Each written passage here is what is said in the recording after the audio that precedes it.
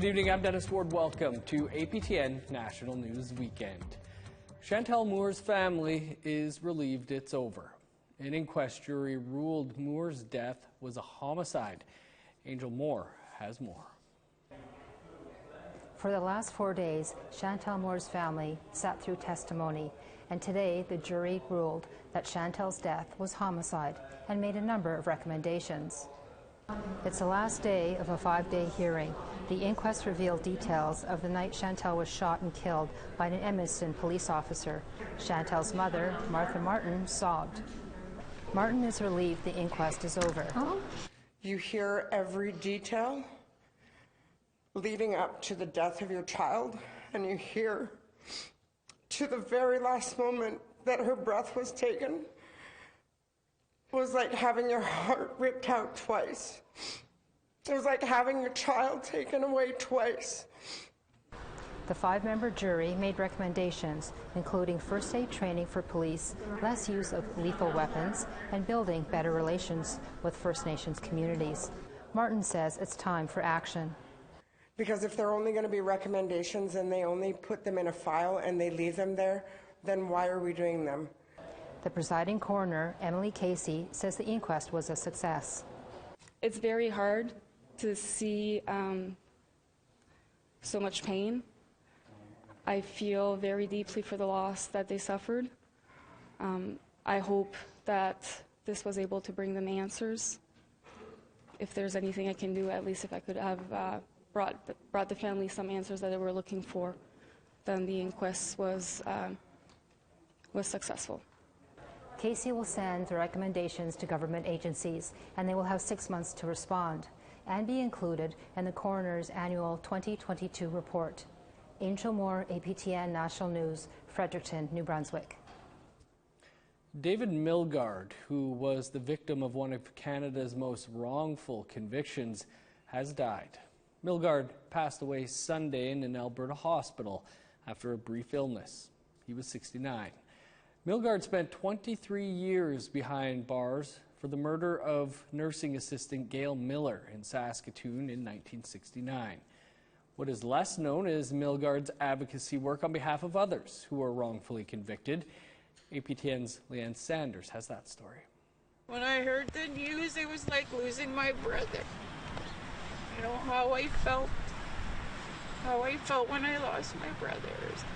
David Milgard spent the last 18 months of his life working alongside his lawyer, James Lockyer of the Innocence Project, to free 2 Saskatchewan sisters they believe were wrongfully convicted in a 1993 murder. Odelia and Narissa Cuisance have been incarcerated in various levels of the correction system since they were picked up shortly after the killing of James Dolph in Kamsack, a crime they say they didn't commit and for which a cousin served time for. On a brief release to visit her home reserve of Kees First Nation yesterday, Odelia spoke in an emotional tribute to Milgard. I got a message, message, I said, he messaged me and he said he always has that free Narissa, free Odelia. They let him, you know. He sent me that and I said, oh, I'm going home, you know, this weekend. And his last words were all, I'm so happy for you. Have a good visit with your family. Lockyer also spoke at the tribute, saying Milgard's legacy has got to be the release of the sisters and ultimately changes to the justice system. He's left us here, but he's left us with a lot of work to do. And we all have to say we're going to do what we can to cherish his memory, but and cherish what he did for us while he was here on this earth. For David, the big thing is going to be your freedom for both of you. That's if he was here now, he'd say that's the most important thing in his life. Odelia believes Milgard's spirit remains with her and Narissa.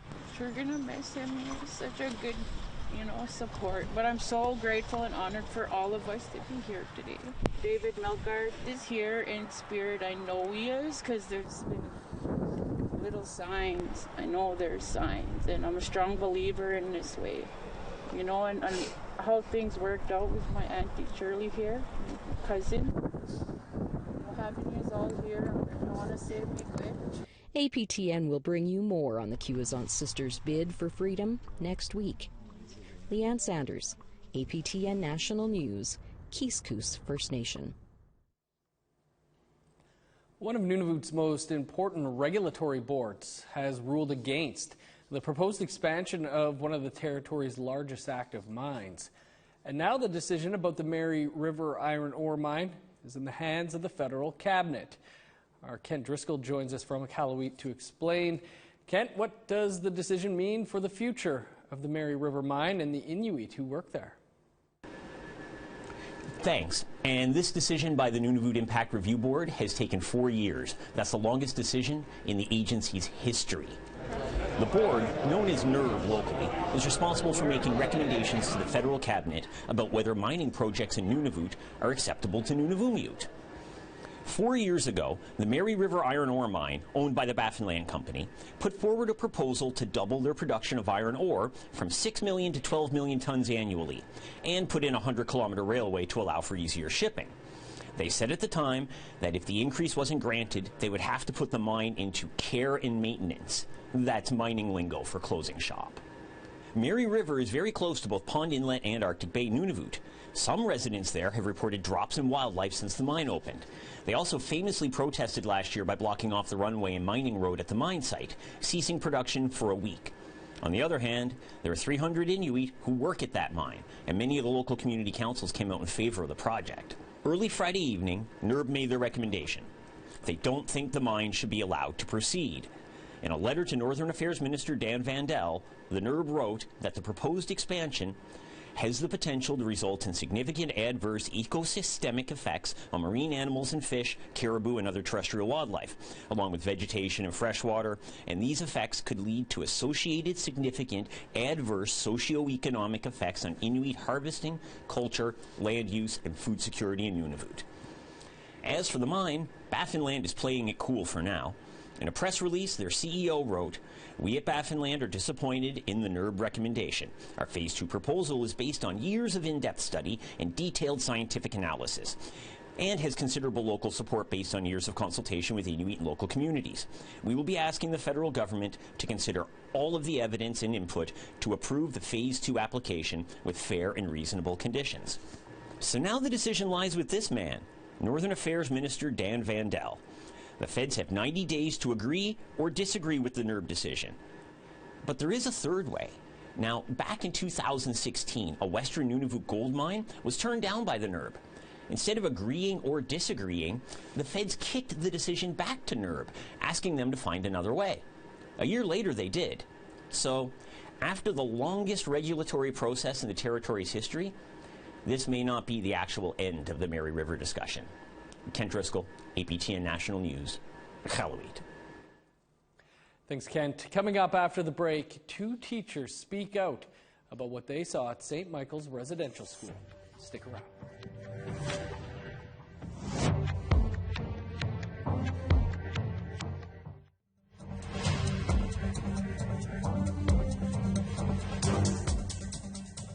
Welcome back.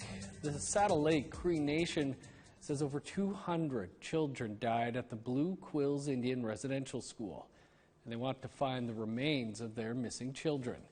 Chris Stewart takes us there. It was one of the most horrific residential schools in Canada. The Blue Quills Indian Residential School operated from 1931 to 1970 by the Roman Catholic Church. Today, it is home to the Blue Quills University, owned and operated by nearby First Nations. The Saddle Lake Cree Nation says that 215 children ages 6 to 11 never returned home from the residential school. Eric Laird is the lead researcher and says they have the documents to prove it. The amount of missing children is extensive. It can be safely stated that in our community of 12,000 people, each family has had 4 to 5 children who went missing from this institution. Jason Whiskeyjack is a counselor at Saddle Lake. We need to find out if there's any more in that area.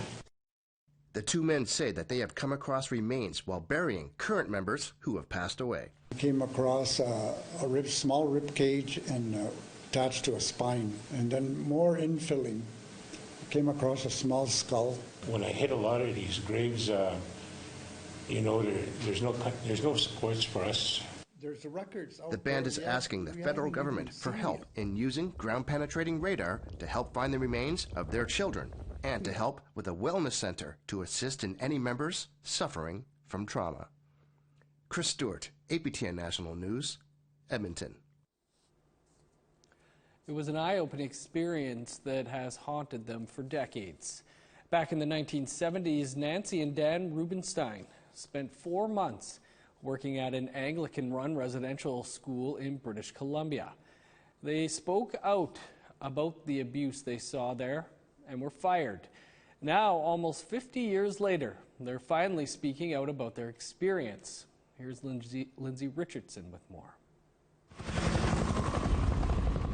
The Vietnam War played a huge role in our lives. Dan was home working on an application to become a conscientious objector. We met in a student pub and started talking. Dan was writing, I was reading, and we started talking, and we put together the 2 quarters. Each of us carried a quarter in case we had to make an emergency phone call, and we shared a beer, and that was the start of things. The year 1970. Dan and Nancy Rubenstein, young and in love. They left the unrest in the U.S. and came to Western Canada.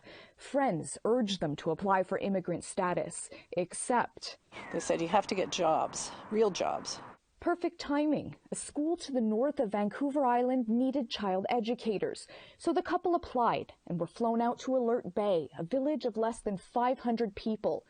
Their first impressions, long-lasting. We walked in and the smell, just the smell of mold and the smell of stale air.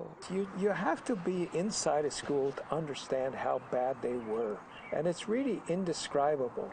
They had arrived at the Alert Bay School, also known as St. Michael's Residential School, the largest institution operated by the Anglican Church. And we thought, well, these kids are far away. But then the shock, we realized that 1/3 of the kids were from Alert Bay. They never saw their parents. They were cut off from this rich Aboriginal culture. Why were they there? This became clearer on one of their first nights at St. Michael's. And then an Indian agent brought in 4 children, 2 little boys and 2 little girls. And they were frightened. They were standing, holding hands. Beautiful little kids. And the matron took a heavy pair of shears from her pocket, and she started cutting the hair off the little girl, and then she cut off all her clothes. Matron picked up all the clothing and the hair and threw it into the firebox, and there was a whoosh, and the flames shot up, and the children just gasped. Conditions didn't improve after intake. The final report of the Truth and Reconciliation Commission details how children at St. Michael's were underfed, humiliated, and subjected to severe beatings from teachers and other students in an attempt to assimilate them, a reality in contrast to the narrative about residential schools popularized decades ago. Spiritual as well as educational needs are catered to at this flourishing modern school for Canada's young Indians. And though hard to tell from photos the Rubensteins took at St. Michael's, there was a lot of sadness. And he continuously told us that the Indigenous children were tough, and we had to keep them in hand with discipline, and more discipline, and consistency.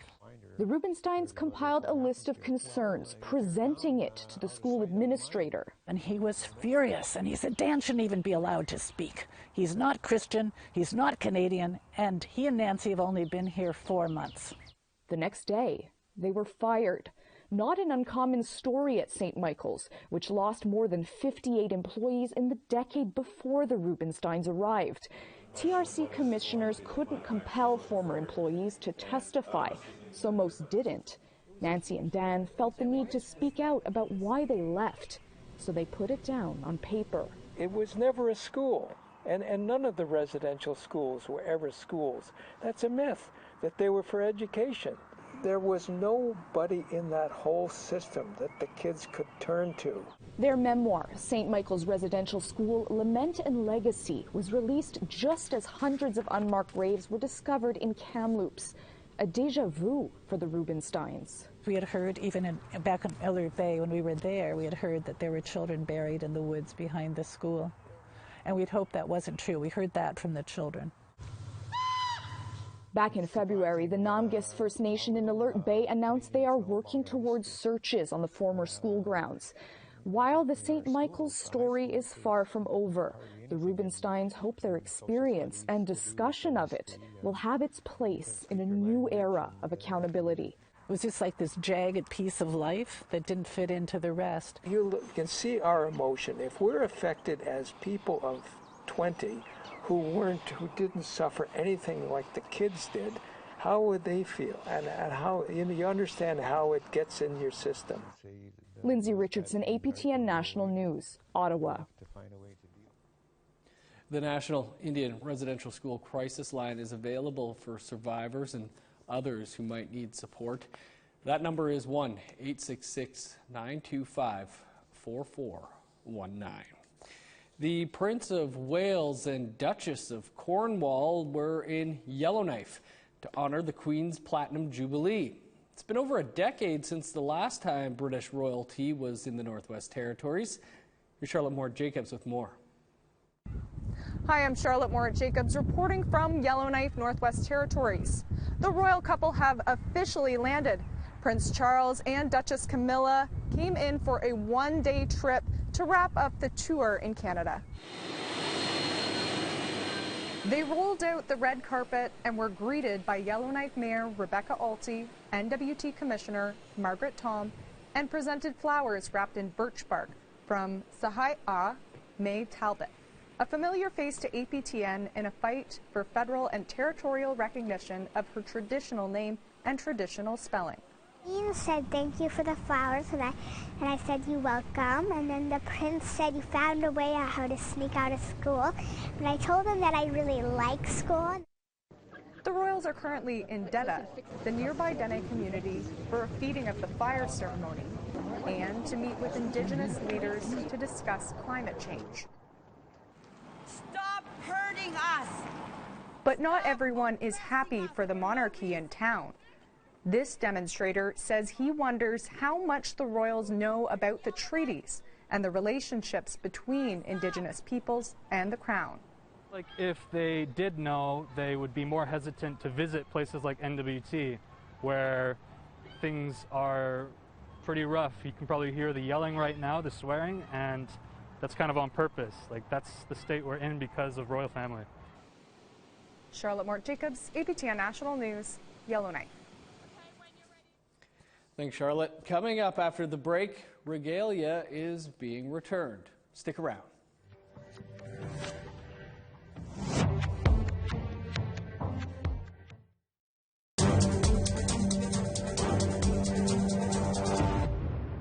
Welcome back. A stone that has significant meaning to the Blackfoot people in southern Alberta has been named the official gemstone of the province.